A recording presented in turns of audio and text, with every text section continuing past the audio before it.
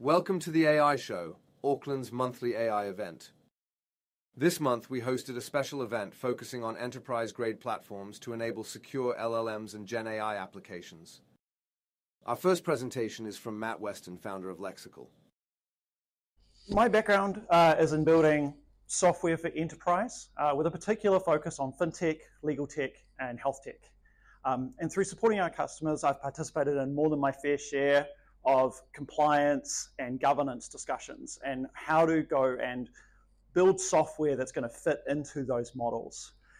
And when I started seeing the gains our team was getting from tools like Copilot for GitHub and ChatGPT, I started discussing what barriers were in the way for picking up those tools within my customers' businesses.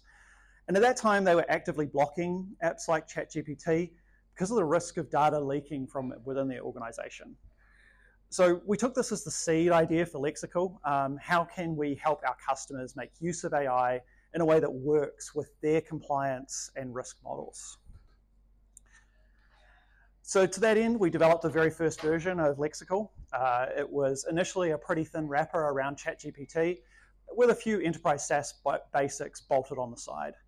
It solved the immediate problem of how do we get secure access to large language models and deploy it into these organizations. But pretty quickly, our customers wanted to do more with their assistance, and that led us to where we are today. We've built Lexical to be an enterprise-ready toolkit for building LLM agents in your business. And over time, we've added more models, more features, more ways to reach into your company's data and then to take action with that data. And importantly, we've worked along the way with our customers to refine it. So we don't see Lexical as a product alone. It's a combination of a toolkit and having access to the people who have the skills to build those agents and do something of business value with large language models. Today, I want to show you 3 real-world cases of how our customers have derived value from LLMs, as well as provide some guidance on some selection criteria for AI solutions broadly. The first case we've got is from the very first customer that we onboarded into Lexical. It was a business that had a significant amount of personally identifiable information, and they were concerned about that PII leaking through tools like ChatGPT. Some team members had experimented with it, and they saw it sort of like an enhanced alternative to Grammarly for preparing their emails, and they wanted a safe way to gain the benefits that they'd see in that organization.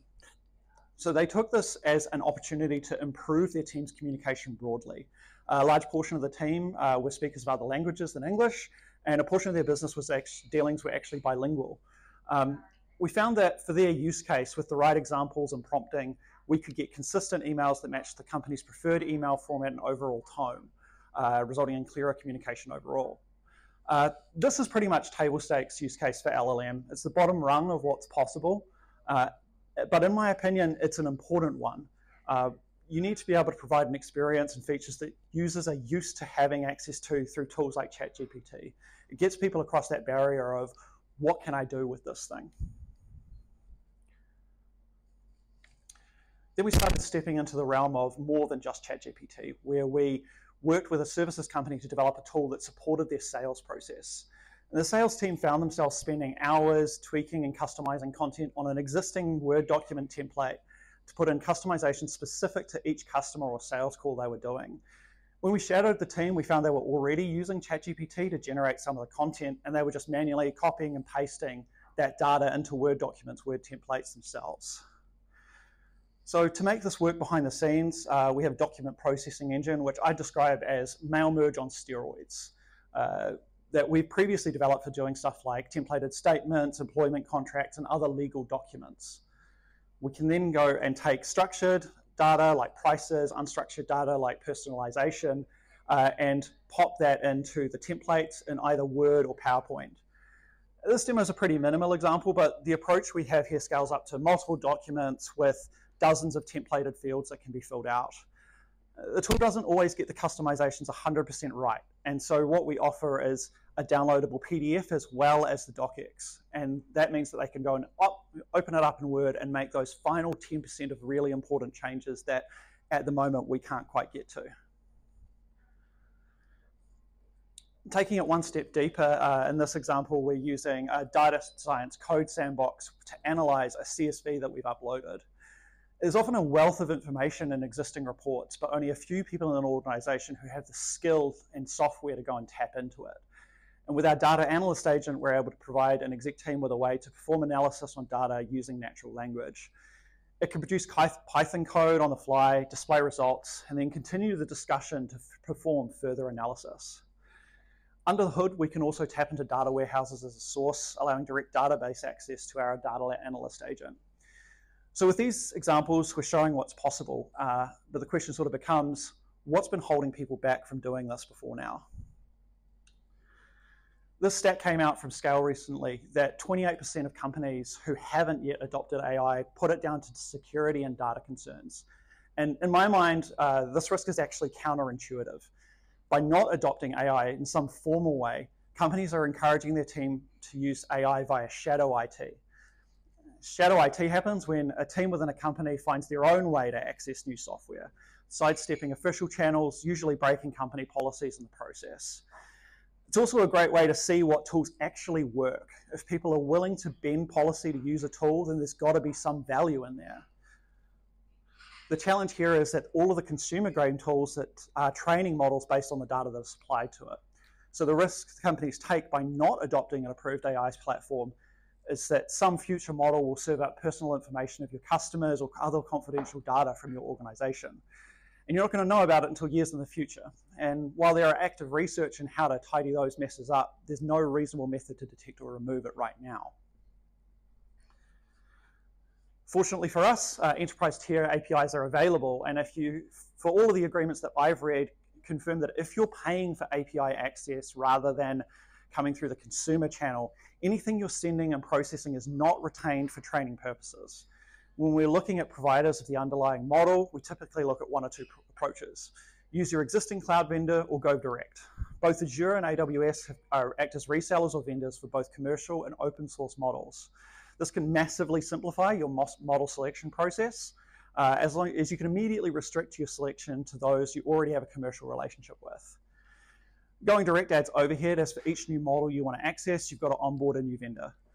And for models like Llama, there actually isn't even a direct option available. You have to host it somewhere else.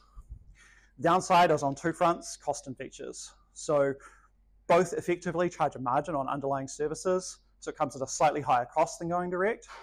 The other thing to be aware of is that new features and models will always come out on the direct channel first. The loop is pretty quick, but it's not a same-day release everywhere. Our general guidance, though, is that if you've got a current cloud vendor for AI models, the sensible default is to keep with that vendor. Unless you have a really compelling case that's only supported by direct models, and you measure your time to release in days, not weeks, you can safely go with that and stay on the slightly slower loop. And for most use cases, the markup on these services isn't significant enough that it's a cause for concern.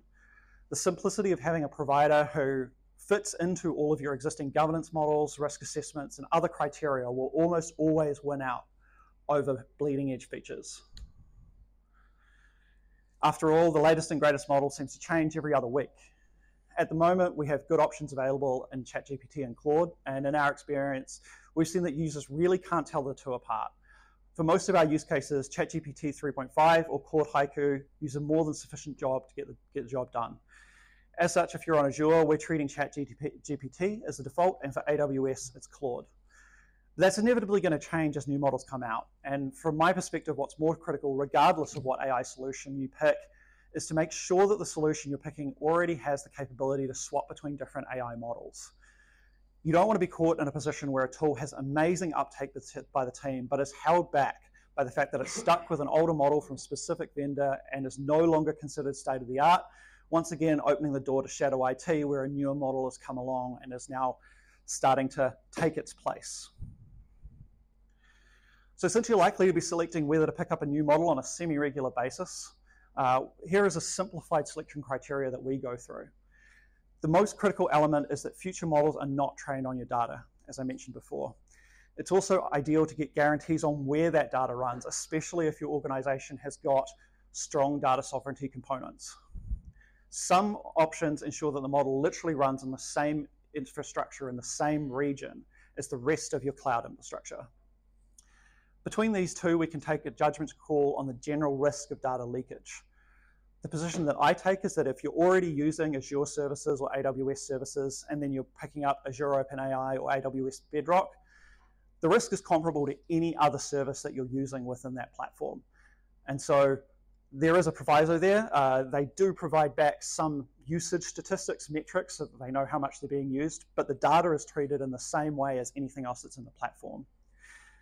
The other key is that when you're selecting a model is to make sure that it's available for per token or per inference pricing. Inference is the process that you go through where you're actually running under the hood when you're running a chat with an agent. The more data you put in, the more data you get out, the more tokens, and the price goes up. When you can get per token pricing, a lot of these models, for most use cases, the line item on your cloud bill is going to be sufficiently small that it's dwarfed by most other costs. And as such, even though there's a margin in there for AWS and Azure, it's probably not going to be a significant factor in your overall AI project. If you get a ticket on all three, it definitely warrants a test. And if your model can deliver similar or better results faster and cheaper, it's probably worth giving it a go.